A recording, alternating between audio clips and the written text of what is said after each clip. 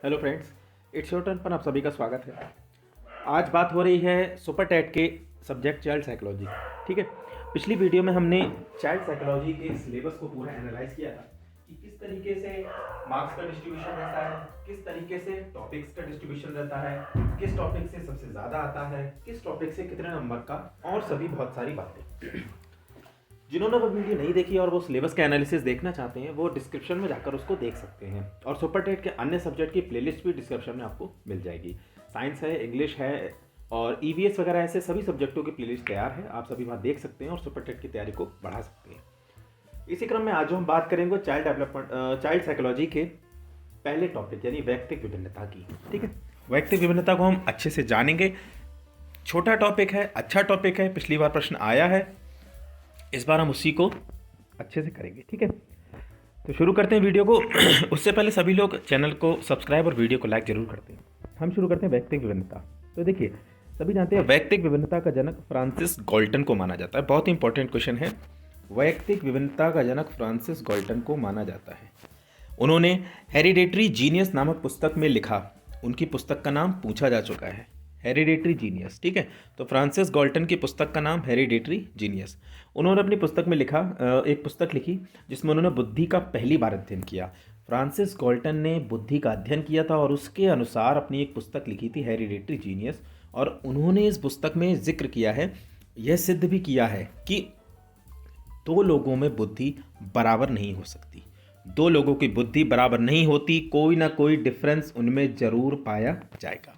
यानी कि अगर दो लोग हैं, भले ही वो जुड़वा क्यों ना हो, भले ही वो एक ही घर के क्यों ना हो, लेकिन इनकी बुद्धि में डिफरेंस पाया ही पाया जाएगा। और यही जो डिफरेंस होगा यही उनकी वैयक्तिक विभिन्नता होगी। इसी को हम वैयक्तिक विभिन्नता कहते हैं। तो यहाँ से क्वेश्चन आपका बन सकता है कि वैयक्तिक विभिन्नता का जनक किसे कहते हैं, उनकी पुस्तक का क्या नाम है। ठीक है, तो उन्होंने अपनी पुस्तक में लिखा है कि दो लोगों की बुद्धि समान नहीं हो सकती, यही वैयक्तिक विभिन्नता। यानी इनमें कई तरीके की जो डिफरेंस है वो पाए जाएंगे, यही वैयक्तिक विभिन्नता है। ठीक है, और हर व्यक्ति के व्यक्तित्व में पाए जाएंगे, इसीलिए ये वैयक्तिक विभिन्नता कही गई।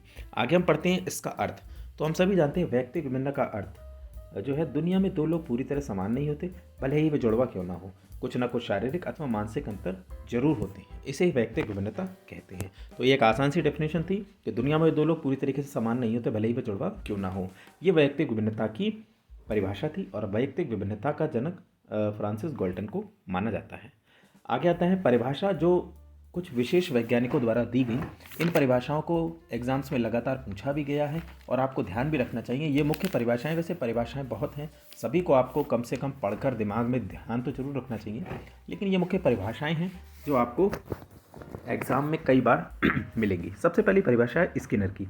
तो स्किनर ने कहा कि वैयक्तिक विभिन्नता में संपूर्ण व्यक्तित्व का कोई भी ऐसा पहलू शामिल हो सकता है जिसका मापन संभव हो। यानी कि स्किनर के द्वारा कि वैयक्तिक विभिन्नता व्यक्तित्व में हर किसी के मिलेगी और उसका मापन किया, यानी वैयक्तिक विभिन्नता का हम माप सकें, वही वैयक्तिक विभिन्नता होगी।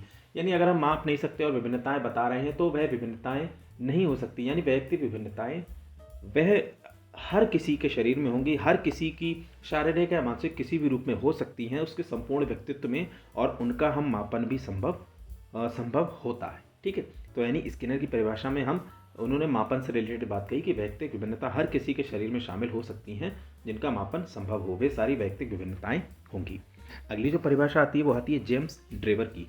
जेम्स ड्रेवर ने अपनी परिभाषा में कहा कि कोई व्यक्ति अपने समूह के सदस्यों के शारीरिक और मानसिक गुणों के औसत से जितनी भिन्नता रखता है, यानी कि यदि एक समूह है उसमें एक व्यक्ति लेने में अपने समूह के बाकी लोगों से औसत रूप में शारीरिक और मानसिक गुणों में जो भी भिन्नता रखता है वही उसकी वैयक्तिक विभिन्नता कहलाती है। इंपॉर्टेंट परिभाषा है जेम्स ड्रेवर द्वारा। अगला है टॉयलर की परिभाषा। टॉयलर ने कहा एक व्यक्ति दूसरे व्यक्ति से इतना अंतर साफ होता है कि ये वैयक्तिक विभिन्नता सार्वभौमिक प्रतीत होती है। इनकी परिभाषा बहुत ही मोस्ट इंपॉर्टेंट है। टॉयलर ने कहा कि इसकी परिभाषा का एक्सप्लेनेशन कुछ ऐसा है कि शरीर के आकार और स्वरूप में या कार्यों में, क्षमताओं में, अभिवृत्तियों में, रुचियों में हर तरीके से लक्षणों की माप जब की जा सकती है, यानी कि उनका अंतर इतना साफ होता है कि ये सार्वभौमिक प्रतीत होती है, यूनिवर्सल। यानी जो विभिन्नताएं हैं वह देखने पर इतने अच्छे से पता लग जाती है कि लगता है कि व्यक्ति होना हर व्यक्ति में होगी। यानी एक व्यक्ति के गुण हैं, रुचि है, अभिवृत्तियां हैं, क्षमताएं हैं, उपलब्धियां हैं, यह भिन्न होती हैं आपस में, यही देखकर पता लग जाता है कि व्यक्तिगत विभिन्नता वहाँ पर है। यानी कि टॉयलर की सीधी सीधी बात यह है कि जब व्यक्तिगत विभिन्नताओं में अंतर होता है और हमें साफ दिखाई देता है, इसका मतलब ये सार्वभौमिक है, हर किसी में पाई जाती है, पूरे यूनिवर्स में व्यक्तिगत विभिन्नता। अगर सब व्यक्ति एक जैसे हो जाएंगे तो काम कैसे चलेगा? इसीलिए व्यक्तिगत विभिन्नताएं हैं। कोई डॉक्टर बनता है, कोई वकील बनता है, किसी का कुछ रुचि है, किसी की कुछ रुचि है। अगर सारे ही डॉक्टर बन जाएंगे तब भी समस्या है, सारे ही जो है तो समान सभी नहीं है, सभी में व्यक्तिगत विभिन्नता पाई जाती है। आगे हम बात करते हैं, ये तो 3 मेन परिभाषाएं हो गई। इसके बाद बात करते हैं वैयक्तिक विभिन्नता के प्रकार। तो वैयक्तिक विभिन्नता के जो प्रकार हैं वह गॉल्टन ने वैयक्तिक विभिन्नता के 4 क्षेत्र बताए हैं। टोटल कितने क्षेत्र बताए हैं? 4 क्षेत्र बताए हैं, जिनमें से पहला है शारीरिक विभिन्नता, दूसरा है मानसिक विभिन्नता, तीसरा संवेगात्मक और चौथा व्यक्तिगत विभिन्नता। शारीरिक विभिन्नता की अगर हम बात करें तो रूप, रंग, कद, काठी में पाए जाने वाले विभिन्नता, यानी रूप, रंग, कद, काठी में जो पाए जाने वाली विभिन्नता है वह हमारी शारीरिक विभिन्नता के अंतर्गत आती है। रूप, रंग, कद, काठी में पाई जाने वाली जो विभिन्नता है वह हमारी शारीरिक विभिन्नता के अंतर्गत आती है। अगला है हमारा मानसिक विभिन्नता। तो मानसिक विभिन्नता में लिखा है कि कोई बालक सामान्य बुद्धि का हो सकता है, कोई बालक कुशाग्र बुद्धि का हो सकता है और कोई बालक मंद बुद्धि का भी हो सकता है। इस प्रकार की जो विभिन्नताएं हैं वह मानसिक विभिन्नता के अंतर्गत रखी गई हैं। ये विभिन्नताएं मानसिक विभिन्नता के अंतर्गत रखी गई हैं। तीसरा है संवेगात्मक विभिन्नता। तो संवेगात्मक विभिन्नता क्या है?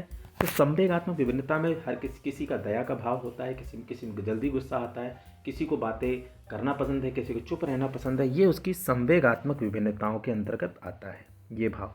यानी कि विभिन्नताओं के जो 4 क्षेत्र उसमें शारीरिक हमने देखा, मानसिक, संवेगात्मक और अंतिम जो है वह है व्यक्तिगत विभिन्नता। व्यक्तिगत विभिन्नता में क्या है? यह विभिन्नता मानव के मानवीय गुणों में कहीं भी पाई जा सकती है। यानी शारीरिक विभिन्नता हमने आमतौर पर देखा है कि जो लंबाई, मोटाई और पतला है ना, इस तरीके से रंग, रूप, कद, काठी में वो होगी। मानसिक विभिन्नता सामान्य बुद्धि, कुशाग्र बुद्धि, मंद बुद्धि के रूप में देखी जा सकती है। संवेगात्मक विभिन्नता जो है उनके संवेगों में दया, गुस्सा और ये किसी भी चंचलता, इन सब भाव में देखी जा सकती है। अगला है व्यक्तिगत, और इसको हम मानवीय गुणों में कहीं भी देख सकते हैं। यानी अगर व्यक्तिगत विभिन्नताओं के प्रकार की बात करें तो बुद्धि स्तर पर आधारित विभिन्नताएं शारीरिक भी हैं, उपलब्धि भी हैं, अभिवृद्धि हैं, कई प्रकार के हैं, लेकिन इनके क्षेत्र 4 रखे गए हैं: शारीरिक, मानसिक, संवेगात्मक और व्यक्तिगत, या इन्हें हम सामाजिक भी कभी कभी कहते हैं। ठीक है। शारीरिक क्षेत्रों में आपकी जो गत्यात्मक योग्यता है, जो आपकी शरीर की गति है, लंबा, नाटा, मोटा, पतला, ये सब। उसके बाद मानसिक में आपकी जो बुद्धि है, उपलब्धि है, अभिक्षमता है, विशिष्ट योग्यताएं हैं, इन सबको रखा गया है। तीसरी जो संवेगात्मक है, इसमें आपकी रुचियों को, अभिवृत्तियों को माना गया है, यानी आपकी जो रुचियां हैं। इसके बाद दया है, गुस्सा है। और जो आपकी सामाजिक या व्यक्तिगत है, इसमें विभिन्न प्रकार के मानवीय गुण आए जाते हैं, जैसे सामाजिक, सांस्कृतिक, आदर्शों, मूल्यों, नैतिकताओं में भिन्नता, जातीय, राष्ट्रीय भिन्नता, इस प्रकार की। आगे हम बात करते हैं वैयक्तिक विभिन्नता के कारक। वैयक्तिक विभिन्नता के कारक कौन से हैं? कारक क्या होते हैं? कारक ऐसे तत्व आते हैं जिनके प्रभाव से एक व्यक्ति में वैयक्तिक विभिन्नताएं देखी जा सकती हैं, पाई जाती हैं। वे सभी कारक, जिन कारकों के आधार पर हम डिफ्रेंशिएट कर सकते हैं, जैसे हमने एक फॉर एग्जांपल लें कि 2 व्यक्ति हैं, दोनों जुड़वा भाई हैं, तो ऐसा कौन सा कारक होगा, ऐसा कौन सा फैक्टर होगा जिसके द्वारा उनकी व्यक्तिगत विभिन्नता यानी जो इंडिविजुअल डिफरेंस है उनको हम देख सकते हैं? तो आप सभी जानते हैं कि ये तत्व बहुत सारे हो सकते हैं, यानी जो कारक हैं वो सीमित नहीं है। हम उनके रंग रूप के अनुसार उनमें विभिन्नता देख सकते हैं, हम उनकी बोलचाल के अनुसार, हम उनकी बुद्धि स्तर के अनुसार, हम उनकी उपलब्धियों के अनुसार, उनके लिंग के अनुसार कई प्रकार की विभिन्नताओं को देख सकते हैं। तो कारक सीमित नहीं है, कारक बहुत सारे हैं। ठीक है। इन कारकों की ये कारक अनेकों हो सकते हैं, ये कारक अनेकों हो सकते हैं। ठीक है। इन कारकों की हम चर्चा करते हैं। तो हमने कुछ कारक आपके सामने दिए हैं। लिंग, इनके अनुसार बुद्धि, आयु, जिज्ञासा, धर्म, शिक्षा, अधिगम, संस्कृति, भाषा, दृष्टिकोण, राष्ट्रीयता, रुचि, प्रजाति। ठीक है। शिक्षा देखिए, सबसे पहला है लिंग। तो लिंग के आधार पर विभिन्नता करी जा सकती है। बुद्धि, तो किसी की सामान्य बुद्धि, मंद बुद्धि, कुशाग्र बुद्धि, इनके आधार पर भी वैयक्तिक विभिन्नता होती है। आयु, तो आप सभी जानते हैं कि वैयक्तिक विभिन्नता आयु के अनुसार कैसी है? जो काम एक 2 साल का बच्चा नहीं कर सकता वह 12 साल का इजीली कर सकता है, जो काम 5 साल का नहीं कर सकता वह ज़्यादा उम्र का आसानी से कर सकता है। इस तरीके से जिज्ञासा, तो जिज्ञासाओं में विभिन्नता, कोई बच्चा जिज्ञासु प्रवृत्ति का होता है, कोई बच्चा कम जिज्ञासु का होता है। धर्म के आधार पर हम देखते हैं हमारे आसपास कई प्रकार के जो लोग रहते हैं, सभी में सबके धर्म का आचरण अलग अलग है। कोई किसी प्रकार से पूजा अर्चना करता है, किसी क्या जो भगवान को या अपनी जो ईश्वर है उनको मानने का तरीका अलग है, ठीक है। उसके बाद शिक्षा, तो शिक्षा में भी हम देखते हैं किस प्रकार की विभिन्नताएं रहती हैं आदिगम में, संस्कृति में। तो कारक सीमित नहीं है, कारक कई हो सकते हैं, आयु है, रुचि है, क्षमता, बुद्धि, तर्क शक्ति, ग्रहण शक्ति, राष्ट्रीयता, नज़रिया, प्रेरणा, बहुत सारी। और सबसे इंपॉर्टेंट जो आप पढ़ चुके हैं, वातावरण भी है इसमें, वंशानुक्रम भी है, शारीरिक रचनाओं के आधार पर भी। तो कारक इनके सीमित नहीं है और कारकों के अनुसार हम वैयक्तिक विभिन्नता को अच्छे से माप सकते हैं। आगे हम बात करते हैं अंतिम आज का कि वैयक्तिक विभिन्नता का शिक्षा में क्या प्रयोग है। वैयक्तिक विभिन्नताओं का शिक्षा में प्रयोग या शिक्षा में प्रभाव।